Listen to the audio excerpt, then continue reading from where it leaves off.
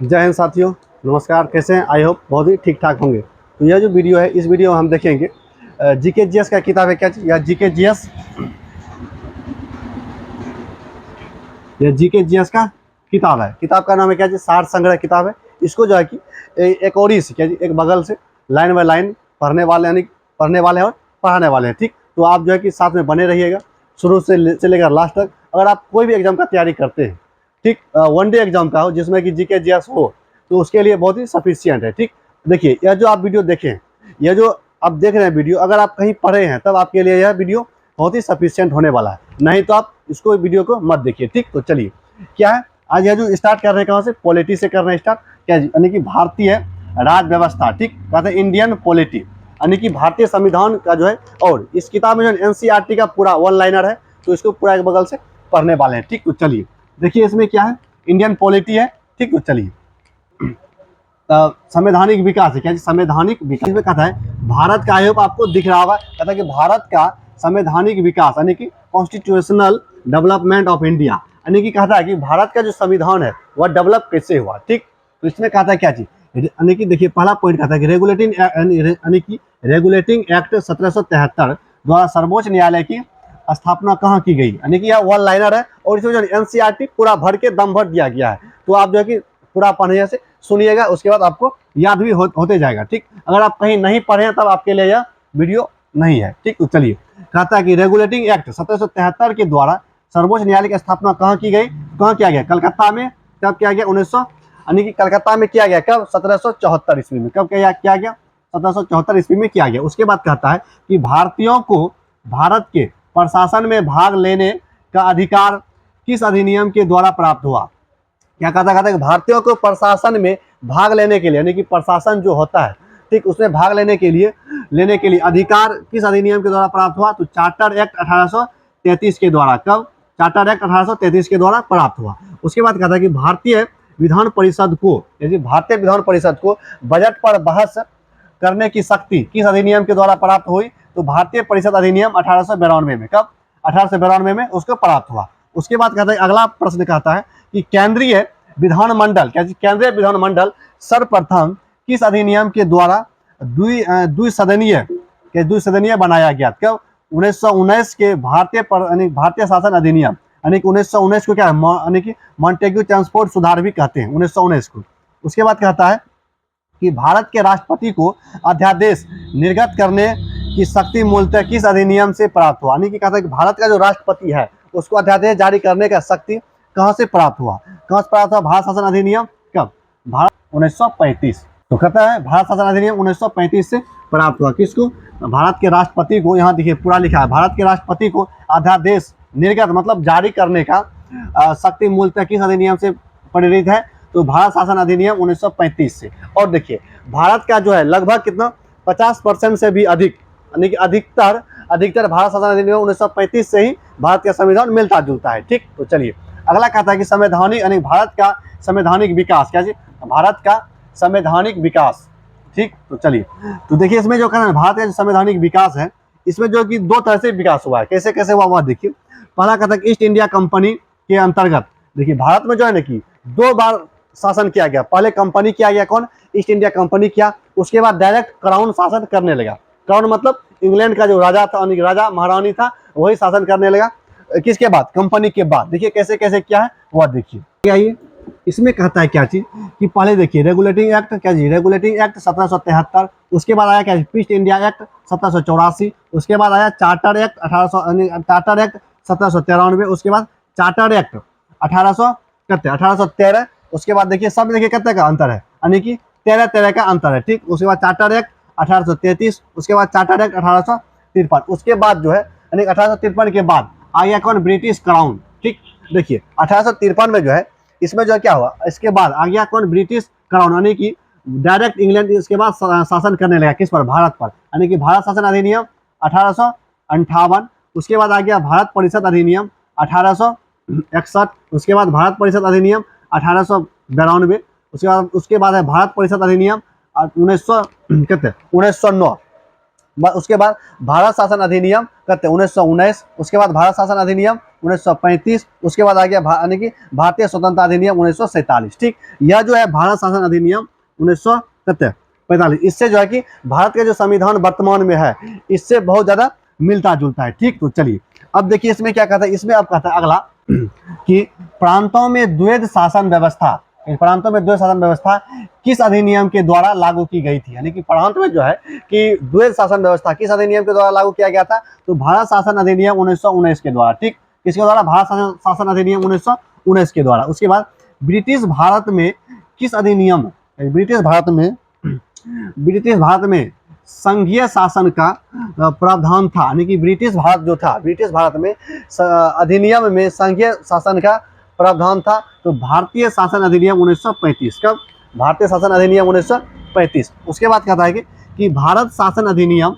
1919 की समीक्षा करने के लिए वर्ष 1927 में साइमन कमीशन का गठन किया गया था। क्या चीज कहता है कि भारत शासन अधिनियम 1919 की समीक्षा करने के लिए किसका गठन किया गया था, साइमन कमीशन का गठन किया गया था। कब किया गया था, 1927 में। ठीक, तो चलिए आगे देखिए कि अखिल भारतीय संघ स्थापित करने का प्रावधान अधिनियम में किया गया था। किस अधिनियम में किया गया था, क्या चीज, अखिल भारतीय संघ स्थापित करने का प्रावधान किस अधिनियम में किया गया था, तो यह है भारत शासन अधिनियम 1935 में। क्या चीज, 1935 मानी अखिल भारतीय जो है, अखिल भारतीय संघ जो यह स्थापित हुआ है वह किस अधिनियम में, उसका वर्णन है किसमें है, भारत शासन अधिनियम 1935। उसके बाद कहता है कि भारत के संविधान में केंद्र और राज्यों के मध्य किया गया शक्तियों का विभाजन भारत सरकार अधिनियम 1935 पर आधारित है। यानी कि देखिए भारत का, यानी कि केंद्र सरकार और राज्य सरकार दोनों का शक्ति क्या है, अलग अलग है। प्रधानमंत्री का शक्ति बहुत है और मुख्यमंत्री का शक्ति बहुत कम है। ये क्या है, शक्ति का विभाजन है, तो वह किसमें है, तो वह है भारत सरकार अधिनियम 1935 पर आधारित है।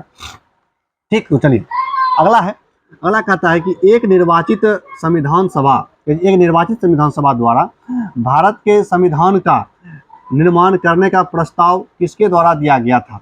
तो देखिए भारत में जो संविधान है वह संविधान निर्माण करने का प्रस्ताव कौन दिया था, तो क्रिप्स मिशन के द्वारा दिया गया था। किसके द्वारा, क्रिप्स मिशन के द्वारा दिया गया था।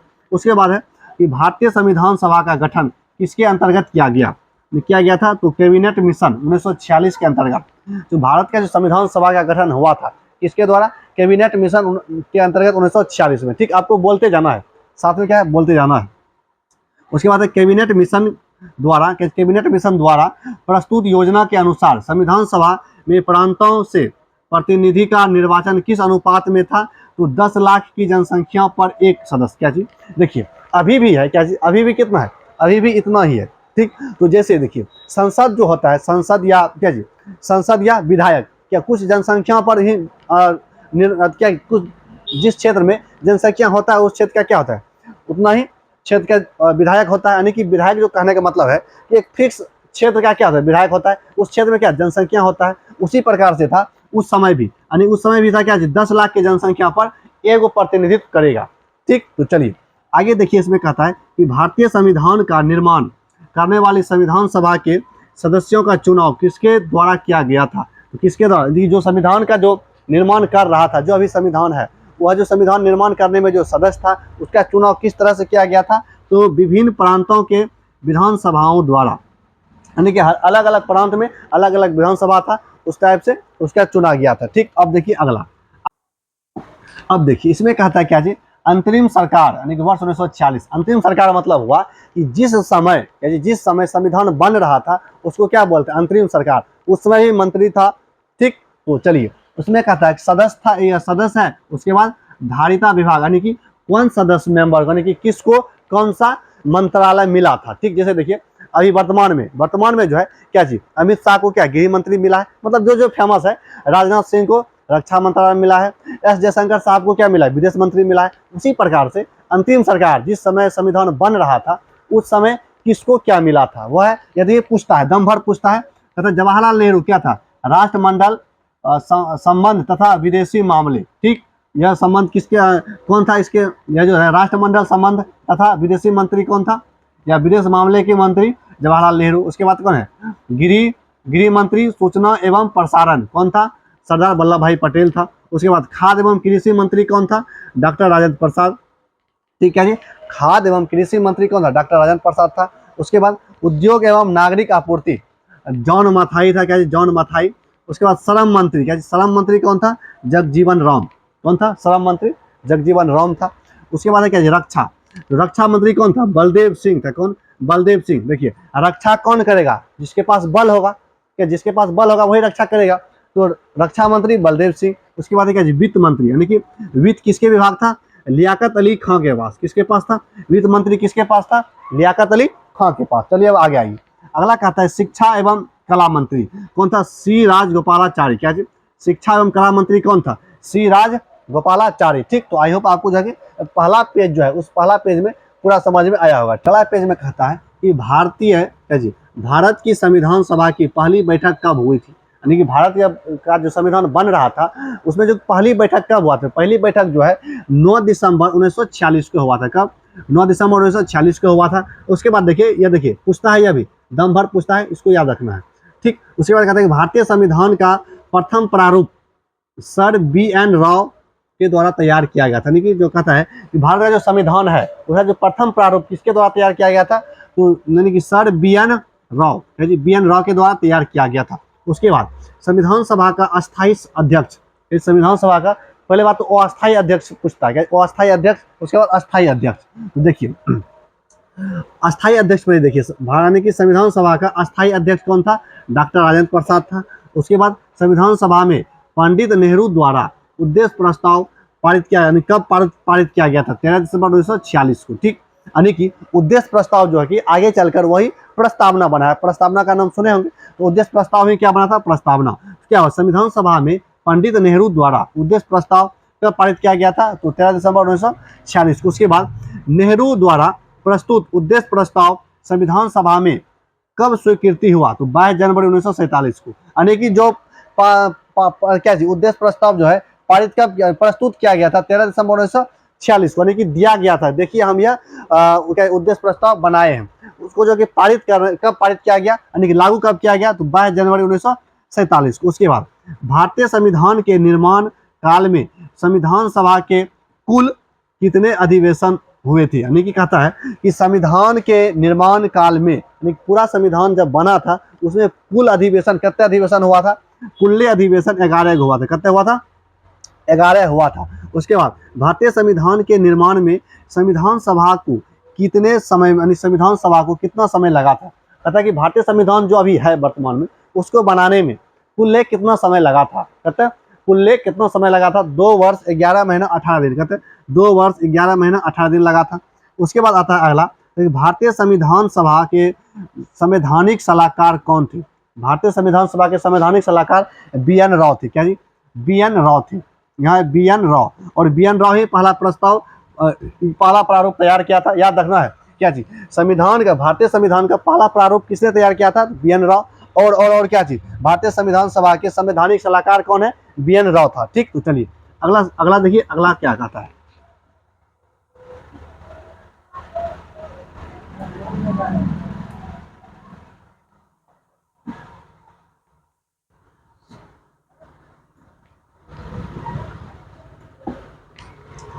अब देखिए इसमें कहता है, क्या जी, अगला कहता है कि भारत की संविधान सभा ने वर्तमान रूप में, क्या जी, वर्तमान रूप में राष्ट्र ध्वज को कब अपनाया था। अभी जो देख रहे हैं, क्या जी, अभी जो तिरंगा देख रहे हैं उसको कब अपनाया गया था, उसको जब अपनाया गया था 22 जुलाई 1947 को। ठीक, क्या जी, 22 जुलाई 1947 को अपना राष्ट्र ध्वज को अपनाया गया था, जिसको बोलते हैं तिरंगा। ठीक, अब चलिए आगे आइए। कहते हैं कि संविधान सभा की प्रथम बैठक की अध्यक्षता कौन, यानी प्रथम बैठक की अध्यक्षता डॉक्टर सच्चिदानंद सिन्हा के द्वारा किया गया था। और क्या जी, अभी जस्ट आपको बताया, क्या जी, संविधान सभा का अस्थायी अध्यक्ष कौन था, अस्थायी अध्यक्ष था डॉक्टर राजेंद्र प्रसाद।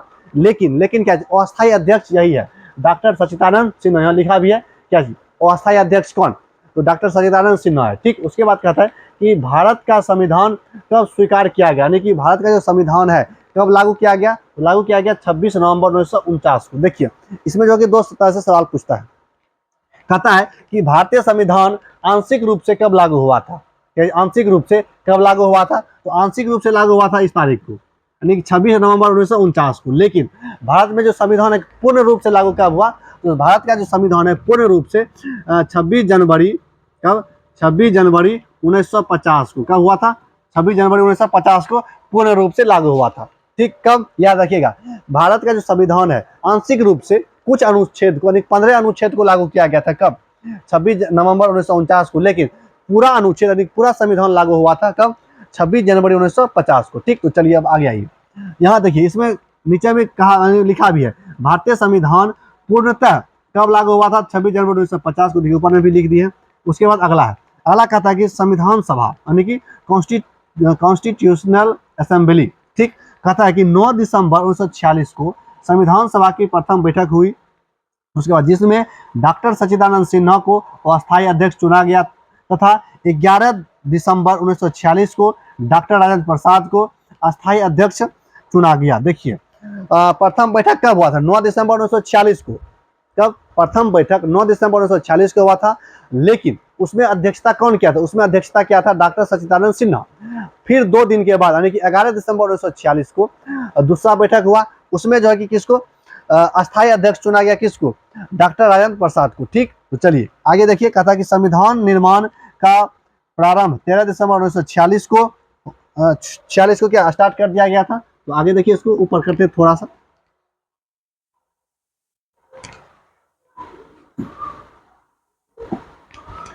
चलिए इसमें देखिए क्या कहता है, यानी कि संविधान निर्माण का प्रारंभ 13 दिसंबर 1946 को पंडित जवाहरलाल नेहरू द्वारा प्रस्तुत उद्देश्य प्रस्ताव यानी कि ऑब्जेक्टिव रेजुलेशन से हुआ था, प्रस्तावना जिसको बोलते हैं उद्देश्य प्रस्ताव, उसी से हुआ, जिसे 22 जनवरी 1947 को सर्वसम्मति से स्वीकार किया गया। उसके बाद 26 नवंबर 1949 को भारतीय संविधान अंगीकृत, मतलब क्या, अंगीकृत मतलब अपनाया गया, ठीक, अंगीकृत किया गया, जबकि 26 जनवरी 1950 को इसे पूर्णतः लागू किया गया। ठीक, उसके बाद कहता है अगला, भारत का संविधान मूलतः 2 भाषाओं यानी कि हिंदी तथा अंग्रेजी में लिखा गया था, और क्या चीज, सभी सदस्यों ने इन दोनों प्रतियों पर हस्ताक्षर किए थे। यानी कि कहने का मतलब है कि भारतीय जो संविधान लिखा गया था, तो देखिए उस समय टाइप नहीं किया गया था, हाथ से ही लिखा था। ठीक, जब हाथ से लिखा था तो देखिए हाथ से लिखा था कौन सा भाषा में, एक हिंदी में लिखा था और एक इंग्लिश में लिखा था। ठीक, तो चलिए अब देखिए आगे क्या है, अगला कहता है,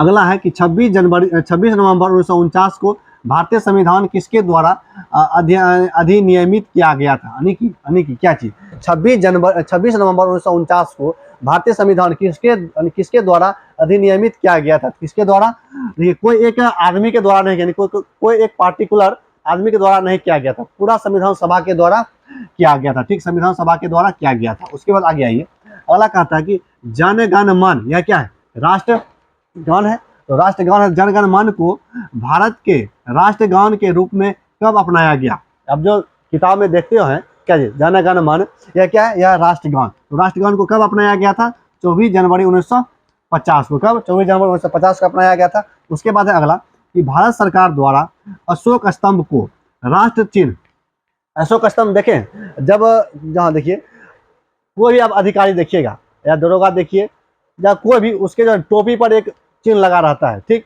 उसी को बोलते हैं क्या, अशोक स्तंभ। ठीक, उसमें क्या जी, चारों बगल से शेर का मुंह बनल रहता है। ठीक, तो उसी को क्या बोलते हैं, अशोक स्तंभ के रूप में, उसी को राष्ट्र चिन्ह के रूप में कब अंगीकृत किया गया था, कब किया गया था, 26 जनवरी 1950 को। ठीक, उसके बाद संविधान सभा की सलाहकार समिति कौन था, तो सलाहकार समिति के अध्यक्ष कौन थे, सरदार वल्लभ भाई पटेल, यानी कि संविधान सभा की सलाहकार समिति के अध्यक्ष कौन था, सरदार वल्लभ भाई पटेल था। ठीक, उसके बाद आगे आइए, आगे कहता क्या जी, संविधान सभा की सलाहकार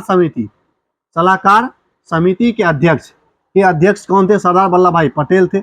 संविधान सभा की झंडा समिति, क्या जी, संविधान सभा की झंडा समिति के अध्यक्ष कौन थे, तो डॉक्टर राजेंद्र प्रसाद थे। क्या जी, झंडा समिति के अध्यक्ष डॉक्टर राजेंद्र प्रसाद। उसके बाद आगे आइए, आगे कहता है, यहाँ आगे क्या कहता है वह देखिए, यानी कि प्रमुख समितियां एवं उनके अध्यक्ष। देखिए कुछ समिति है जो कि इससे बार बार क्वेश्चन आ जाता है। ठीक, तो देखिए इसको जो पूरा बढ़िया से रट ही जाना है। इसमें कहता है क्या चीज, कि संघ शक्ति समिति पंडित जवाहरलाल नेहरू, क्या था, कौन था, संघ शक्ति समिति कौन था, पंडित जवाहरलाल नेहरू था। उसके बाद संघीय संविधान समिति पंडित जवाहरलाल नेहरू। उसके बाद प्रांतीय संविधान समिति कौन था, सरदार वल्लभ भाई पटेल। प्रांतीय संविधान समिति सरदार वल्लभ भाई पटेल। प्रारूप समिति कौन, भीमराव अंबेडकर। प्रारूप समिति के अध्यक्ष कौन था, डॉक्टर भीमराव अंबेडकर। ठीक, उसके बाद आइए मौलिक अधिकारों एवं अल्पसंख्यकों संबंधी परामर्श समिति कौन थे, सरदार वल्लभ भाई पटेल। उसके बाद प्रक्रिया नियम समिति डॉक्टर राजेंद्र प्रसाद। क्या प्रक्रिया नियम समिति डॉक्टर राजेंद्र प्रसाद। प्रक्रिया नियम समिति के अध्यक्ष कौन थे, डॉक्टर राजेंद्र प्रसाद थे। प्रक्रिया नियम समिति के अध्यक्ष डॉक्टर राजेंद्र प्रसाद। उसके बाद राज्यों के लिए समिति पंडित जवाहरलाल नेहरू। कैसी, राज्यों के लिए समिति पंडित जवाहरलाल नेहरू थे। उसके बाद संचालन समिति के अध्यक्ष कौन थे, डॉक्टर राजेंद्र प्रसाद। संचालन समिति के अध्यक्ष डॉक्टर राजेंद्र प्रसाद थे। ठीक, उसके बाद अगला प्रश्न पर। अगला प्रश्न कहता है कि संविधान सभा के कार्यों से संबंधित समिति के अध्यक्ष कौन थे, जीवी मावलंकर। क्या चीज, जीवी मावलंकर थे। कौन, किसका मंत्री, अगर संविधान सभा के कार्यों से संबंधित समिति के अध्यक्ष कौन थे, जीवी मावलंकर थे। कौन थे, जीवी मावलंकर। अगला सवाल देखिए, अगला प्रश्न क्या कहता है वह देखिए,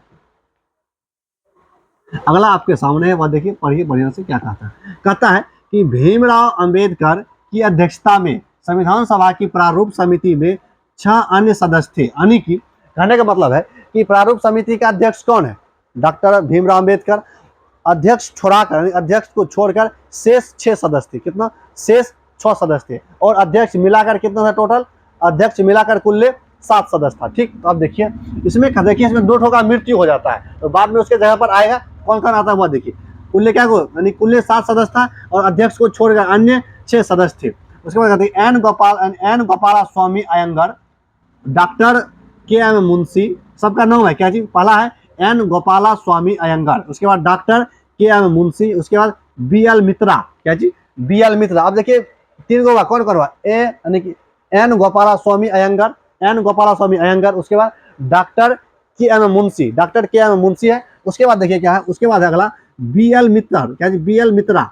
अब देखिए बी एल मित्रा का मृत्यु हो जाता है। क्या जी, बी एल मित्रा का जब मृत्यु हुआ उसके बाद उसके स्थान पर कौन आया, यानी कि इसके बाद, यानी कि इसका जब मृत्यु हुआ तो इसके स्थान पर आया N Madhav Rao. N Madhav Rao, N Madhav Rao किसके स्थान पर आया, बी एल मित्रा के स्थान पर कौन आया, बी एल मित्रा के स्थान पर आया एन माधव राव। याद रखिए इस तरह से पूछता है, यानी कि कहेगा क्या चीज, बी एल मित्रा के स्थान पर कौन आया, तो एन माधव राव आया। ठीक, उसके बाद है अल्लादी कृष्ण स्वामी अय्यर, अल्लादी कृष्ण स्वामी अय्यर, अल्लादी कृष्ण स्वामी अय्यर। उसके बाद सैयद मोहम्मद सादुद्दुल्ला क्या जी, सादुद्दुल्ला।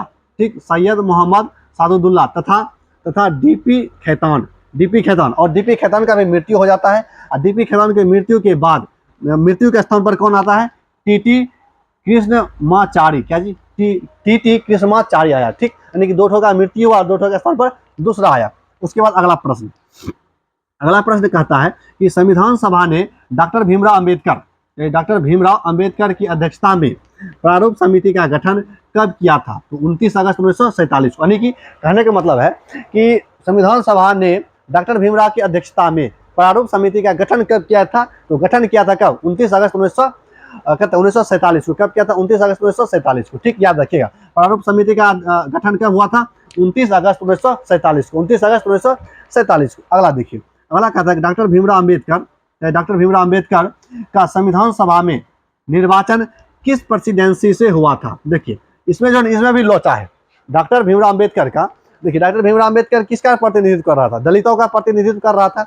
लेकिन इसमें क्या हुआ कि डॉक्टर भीमराव अंबेडकर का संविधान सभा का जब इलेक्शन हो रहा था उस समय उसका जो निर्वाचन यानी इलेक्शन वो कहाँ से लड़ा था वह किस प्रेसिडेंसी से, बम्बई प्रेसिडेंसी से। कब, बम्बई प्रेसिडेंसी से लड़ा था। कौन, डॉक्टर भीमराव अंबेडकर।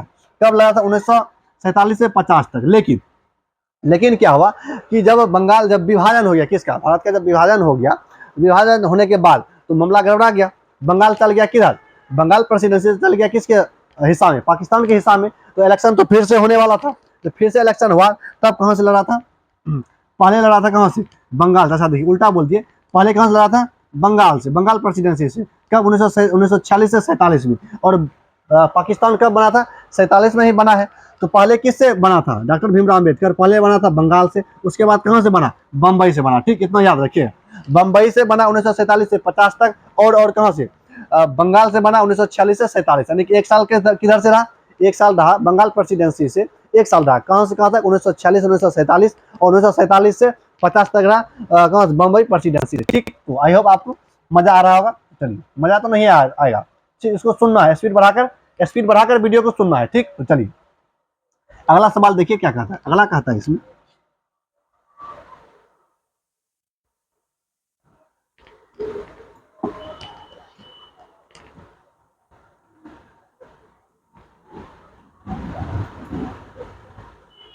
देखिए अब जो अगला चैप्टर स्टार्ट हो गया। अगला चैप्टर देखिए क्या कहता है इसमें। देखिए जब तक कहते हैं यानी कि इसको पूरा निपटाएंगे। ठीक, तो चलिए इसमें कहता है क्या चीज,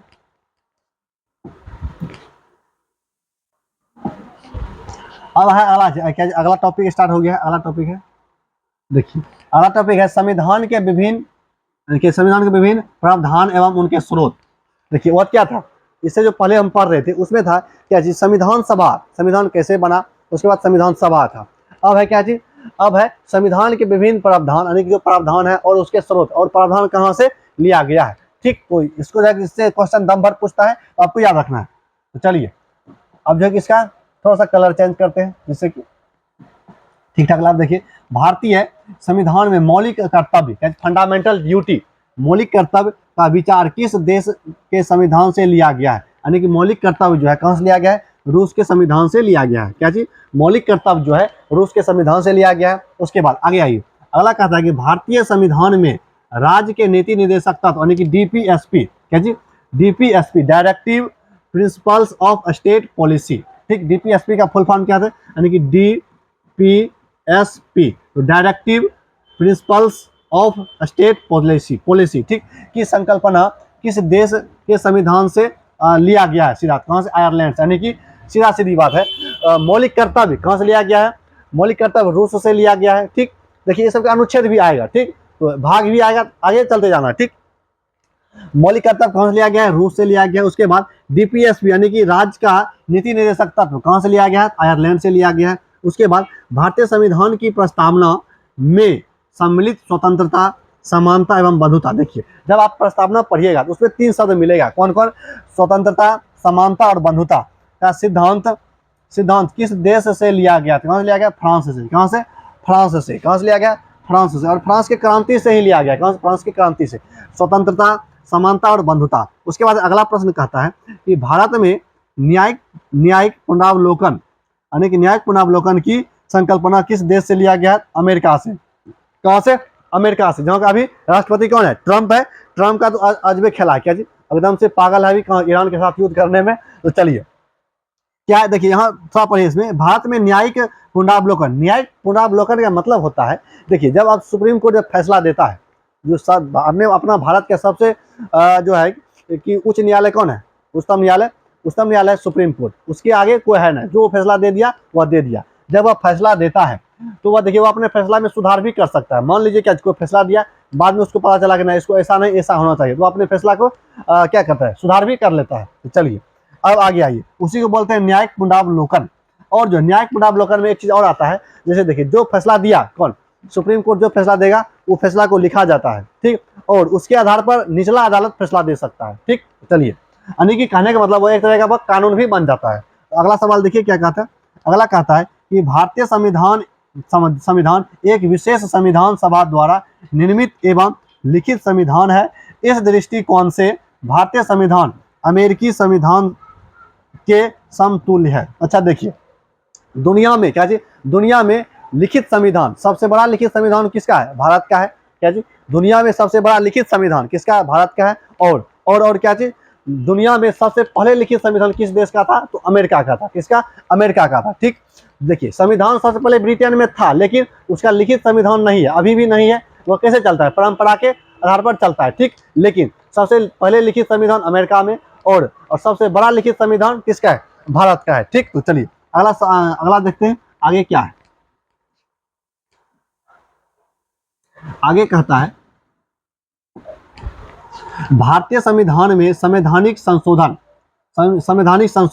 का प्रावधान किस देश से लिया गया है, दक्षिण अफ्रीका से। यानी कि कहने का मतलब है कि अभी भी संविधान में जो है कि संशोधन कर सकता है, कौन करेगा, संसद करेगा, लेकिन वह जो प्रक्रिया है संशोधन करने का प्रक्रिया कहाँ से लिया गया है, यह लिया गया है दक्षिण अफ्रीका से। कहाँ से? संविधान संशोधन की प्रक्रिया कहाँ से लिया गया है? दक्षिण अफ्रीका से। कहाँ से? संविधान संशोधन की प्रक्रिया कहाँ से लिया गया है? तो दक्षिण अफ्रीका से लिया गया है। ठीक, तो आई होप आपको समझ में आ रहा होगा। उसके बाद कहता है भारत के संविधान में सम्मिलित आपातकालीन उपबंध यानी कि इमरजेंसी प्रोविजन किस देश से संबंधित यानी प्रेरित है या संबंधित है? जर्मनी के वीमर संविधान से। यानी जर्मनी के वीमर संविधान। सिंपल बात है क्या जी, आपातकाल जो है, आपातकाल किससे संबंधित है? जर्मनी के संविधान से। आपातकाल का प्रावधान कहाँ से लिया गया है? जर्मनी से। आपातकाल का प्रावधान कहाँ से लिया गया है? जर्मनी से लिया गया। उसके बाद शक्तिशाली केंद्र के साथ भारत की संघात्मक व्यवस्था यानी कि फेडरल सिस्टम। फेडरल देखिए यूनियन है, संघात्मक जो है यूनियन है भारत। किस देश के संविधान से प्रेरित है? कनाडा से। कहाँ से? कनाडा से। ठीक, उसके बाद है अगला, यानी कि शक्तिशाली केंद्र के साथ भारत की संघात्मक व्यवस्था किस देश के संविधान से प्रेरित है? कनाडा से प्रेरित है। उसके बाद भारत के संविधान में निम्नलिखित समवर्ती सूची, क्या चीज? समवर्ती सूची जो है, क्या जी, भारत के संविधान में समवर्ती सूची कहाँ से लिया गया है? किस देश से लिया गया है? ऑस्ट्रेलिया से लिया गया है। समवर्ती सूची कहाँ से लिया गया है? ऑस्ट्रेलिया से लिया गया है। अगला देखिए, अगला कहता है भारतीय संविधान में निहित विधि द्वारा स्थापित प्रक्रिया किस देश के संविधान से ग्रहण की गई है? तो जापान के संविधान से। यानी कि कहते हैं कि भारत में जो है ना कि विधि द्वारा स्थापित प्रक्रिया के द्वारा, यानी कि जो देश चल रहा है वह जो है कि एक प्रक्रिया जो स्थापित किया गया है, विधि के द्वारा जो स्थापित किया गया है प्रक्रिया, उसी के द्वारा चल रहा है। अपने मन से, किसी के मन से देश नहीं चलता। ठीक, देश को चलाने के लिए एक किताब है, तो उस किताब में जो प्रक्रिया लिखा गया है उसी के अनुसार देश चलेगा। ठीक, तो वह कहाँ से लिया गया है? वह यानी कि उसको बोलते हैं विधि द्वारा स्थापित प्रक्रिया। कहाँ से लिया गया है? जापान के संविधान से लिया गया है। ठीक, तो आगे देखिए,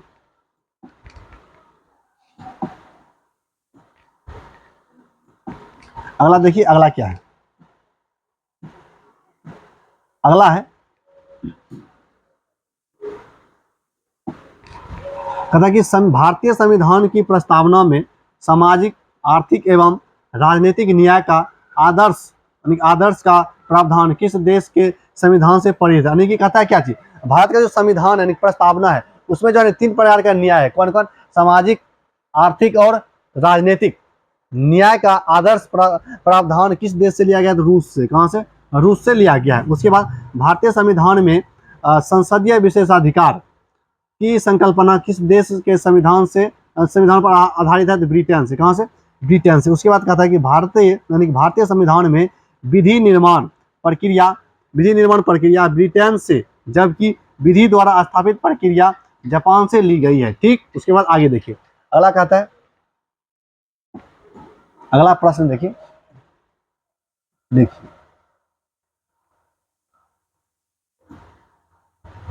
आइए। अब कहता है कि भारत के संविधान में सम्मिलित मूल अधिकार यानी फंडामेंटल राइट, मूल अधिकार मतलब सब फंडामेंटल राइट किस देश के संवैधानिक प्रावधानों से प्रेरित है? तो अमेरिका से। कहाँ से? अमेरिका से। पूछता है क्या जी, मूल अधिकार किस देश के संविधान से संबंधित है? किससे? अमेरिका से। ठीक, अब देखिए इसमें कुछ दिया गया है, उसको याद करना है। ठीक, चलिए, आई होप आपको दिख रहा होगा। अब देखिए, कहता है यहाँ क्या जी, कहता है विभिन्न देशों के संविधानों से लिए गए प्रावधान। देखिए प्रस्तावना के शब्द प्रस्तावना किससे स्टार्ट होता है? बचपन में पढ़े होंगे क्या प्रस्तावना? हम भारत के लोग से स्टार्ट होता है। ठीक, तो प्रस्तावना के शब्द कहाँ से लिया गया है? अमेरिका से लिया गया है। मूल अधिकार अमेरिका से लिया गया है। स्वतंत्र न्यायपालिका यानी कि न्यायपालिका पर किसी का दबाव ना हो, स्वतंत्र न्यायपालिका अमेरिका से लिया गया है। उसके बाद स्वतंत्र न्यायपालिका अमेरिका से। न्यायिक पुनरावलोकन अमेरिका से। उसके बाद सर्वोच्च न्यायालय एवं उच्च न्यायालय के न्यायाधीशों को पद से हटाने की प्रक्रिया अमेरिका से। राष्ट्रपति पर महाभियोग लगाने की प्रक्रिया कहाँ से? अमेरिका से। उसके बाद जनहित याचिका। अच्छा, जनहित याचिका जो है कि देखिए कोई मुद्दा पर अगर सुप्रीम कोर्ट या हाई कोर्ट अपने आप स्वतः संज्ञान लेता है तो उसको क्या बोलते हैं? जनहित याचिका। जनहित याचिका यानी कि बहुत सारा अपने आप केस होता है, जनता करता है, उसी को क्या बोलते हैं? जनहित याचिका। ठीक, तो जनहित याचिका कहाँ से लिया गया? अमेरिका से लिया गया। उपराष्ट्रपति का पद कहाँ से? अमेरिका से। उसके बाद यथोचित विधि प्रक्रिया यानी कि विधि प्रक्रिया जो है कहाँ से लिया गया? अमेरिका से। उसके बाद अगला कहता है विधि का शासन कहाँ से लिया गया? ब्रिटेन से लिया गया है। संसदीय शासन प्रणाली ब्रिटेन से लिया गया है। उसके बाद एकल नागरिकता ब्रिटेन से लिया गया है। द्विसदनीय व्यवस्था ब्रिटेन से लिया गया है। उसके बाद द्वि यानी कि विधि निर्माण प्रक्रिया, विधि निर्माण प्रक्रिया मतलब जो नियम कानून बनाता है, कहाँ से लिया गया है? ब्रिटेन से लिया गया है। उसके बाद सर्वाधिक मत यानी कि क्या चीज देखिए, सर्वाधिक मत के आधार पर चुनाव जीत का निर्णय कहाँ से लिया गया? अमेरिका से लिया गया। यानी कि जिस व्यक्ति को ज्यादा वोट मिलेगा वही चुनाव जीतेगा, वह जो प्रक्रिया है कहाँ से लिया गया है? ब्रिटेन से लिया गया है। उसके बाद विधायिका में अध्यक्ष पद की भूमिका, विधायिका में अध्यक्ष पद की भूमिका कहाँ से लिया गया? ब्रिटेन से। संसदीय विशेषाधिकार कहाँ से? ब्रिटेन से लिया गया है। उसके बाद आगे आइए, अगला कहता है संविधान संशोधन की प्रक्रिया कहाँ से लिया गया है? दक्षिण अफ्रीका से लिया गया है। क्या संविधान संशोधन की प्रक्रिया दक्षिण अफ्रीका से लिया गया है? कहाँ? संविधान संशोधन की प्रक्रिया दक्षिण अफ्रीका से लिया गया है। उसके बाद अगला है राज्यसभा के सदस्य का निर्वाचन। राज्यसभा जिस तरह से लोकसभा का सदस्य का निर्वाचन होता है उसी तरह से राज्यसभा के सदस्य का निर्वाचन होता है। कहाँ से लिया गया वह प्रक्रिया? दक्षिण अफ्रीका से लिया गया है। उसके बाद अगला कहता है कि सशक्त केंद्र के साथ संघ व्यवस्था कनाडा से। यानी कि संघीय व्यवस्था जो है भारत में, जो संघ व्यवस्था है वह कहाँ से लिया गया है? कनाडा से। देखिए अमेरिका भी संघीय व्यवस्था है, अमेरिका भी क्या है? संघ व्यवस्था है। लेकिन अमेरिका के संघात्मक व्यवस्था में और भारत के संघात्मक व्यवस्था में अंतर है। अमेरिका के संघात्मक व्यवस्था से उसमें सिस्टम है कि अमेरिका का जो राज्य है वह अलग हो सकता है किससे? अमेरिका से। लेकिन भारत का जो राज्य है वह भारत से अलग कभी नहीं हो सकता है। ठीक, इस दोनों में अंतर ही है।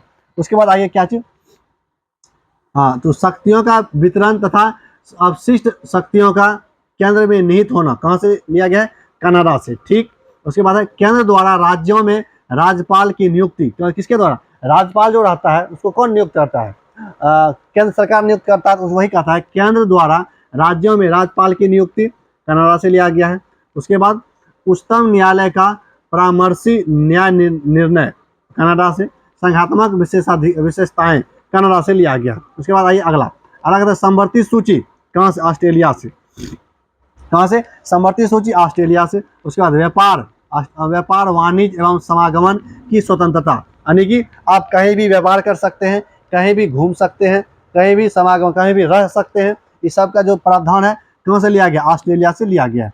उसके बाद अगला संसद के दोनों सदनों की संयुक्त बैठक, ये जो है, अच्छा, संसद के दोनों सदनों की संयुक्त बैठक बुलाता कौन है? बुलाता है राष्ट्रपति। कौन बुलाता है?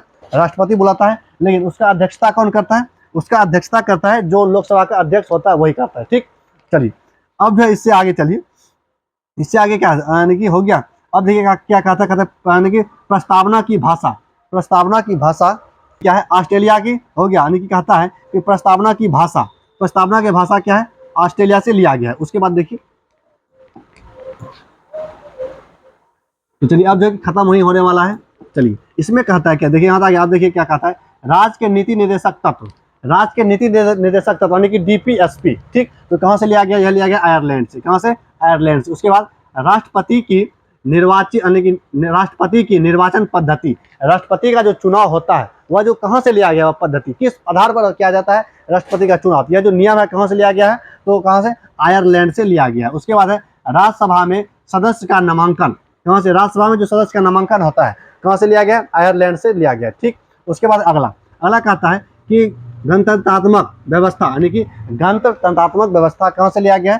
फ्रांस से लिया गया है। उसके बाद स्वतंत्रता, समानता एवं बंधुता कहाँ से? फ्रांस से। ठीक, उसके बाद कहते हैं रूस से जो है मूल कर्तव्य कहाँ से लिया गया है? रूस से लिया गया है।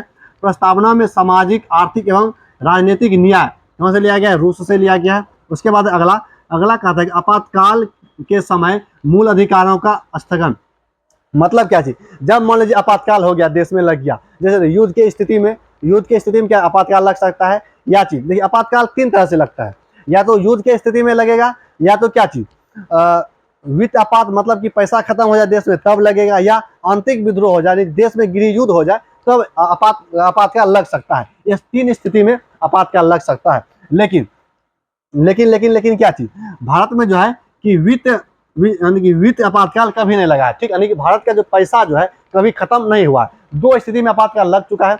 युद्ध की स्थिति में भी, जब चीन के साथ युद्ध हुआ था 1962 में, उस समय आपातकाल लगा था।